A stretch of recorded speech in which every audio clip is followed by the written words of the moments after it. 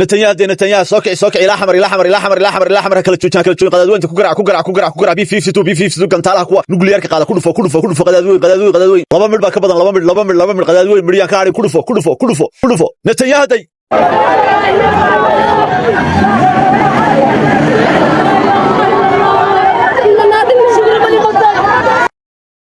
السلام عليكم ورحمة الله وبركاته مقالدي ugu horeeyay ayaana soo gaaray khayli ayaana meesha dhan ka yareeysa iyo u gurmaday ka gaaray hal caawiyo dadka waa iskool bulisiya si kala hadaa u taqaan general kaahiye halka ciidanka booliiska oo ah xarunta weyn tababarkana lagu siiyo maantana 45 askari ama saraakiil sarsare oo booliiska ah ayaa ku lahaa tababar aad qiimihiisa u sareeyo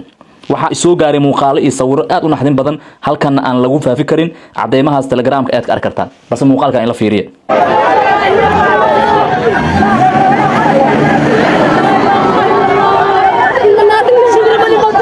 waxa geystay naftii halig manaxa ah inkaar ilaahay ku riday oo ummadaas masaakiinta ay qarankooda u shaqeynayay iyo dadka cunteynayay meel maqaayad ahba naftoodii dhaafiyay dhimashada ilaa iyo 6 qofood ay hadda tirada guud maraysa sidoo kale to dhaawaca waxa uu maraya ilaa 7 qofood wararka waa kala duwanaan karaan markastana marka dib nuucan la eg uu dhaco waxa soo baxda xogtii hore ka duwan marka tan u dambaysa wararka u dambeeya ayaan ku soo baahin doonaa